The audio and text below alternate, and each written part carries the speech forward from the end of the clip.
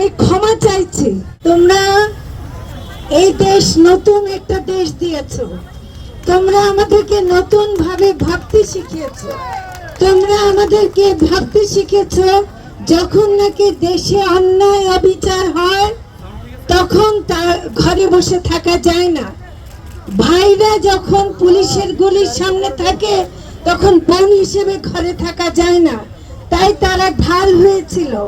আমরা মনে করি এই যে জুলাই কন্যারা যে ভূমিকা রেখেছে, উমামা ফাতেমা যে কথাগুলো বলে গেছে, আমি তার প্রতিটি কথার সাথে একমত। আমি এই যে সরকারের একটি অংশ হিসেবে বলছি, আমি ক্ষমা চাইছি। আমি ক্ষমা চাইছি আমাদের যদি আমরা ব্যর্থ হয়ে থাকি, আমরা এখনো যদি মেয়েদেরকে নিরাপত্তা দিতে না পারি, এটা আমাদেরকে ব্যর্থতা মেনে নিতে হবে। কিন্তু এটাও মানতে হবে যে আমরা ফ্যাসিবাদকে একটু হটাতে পেরেছি, পুরুষতন্ত্র এখনো রয়ে গেছে। পুরুষতন্ত্রের কারণে এই ফ্যাসিবাদের মানুষগুলো যারা এখনো আছে তাদের মধ্যে পুরুষতন্ত্র রয়ে গেছে বলে তারা নারীকে আবারও পিছনে ঠেলে দিতে চায়।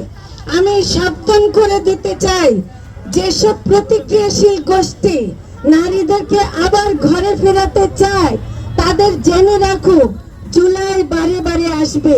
জুলাই শুধু জুলাই মাসে না, আগস্ট, সেপ্টেম্বর, অক্টোবর, নভেম্বর, প্রতি মাস জুলাই হবে, প্রতিটি মাস জুলাই হবে।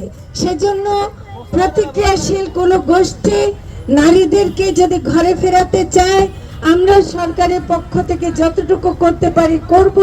কিন্তু আমার জুলাইয়ের মেয়েরা আবারও আমরা রাস্তায় একসাথে থাকবো, আমরা সবাই মিলে একসাথে থাকবো, সবাই মিলে দেশকে সুন্দর করে গড়ে তুলবো, নারী ও শিশুদের জন্য নিরাপদ করে তুলবো।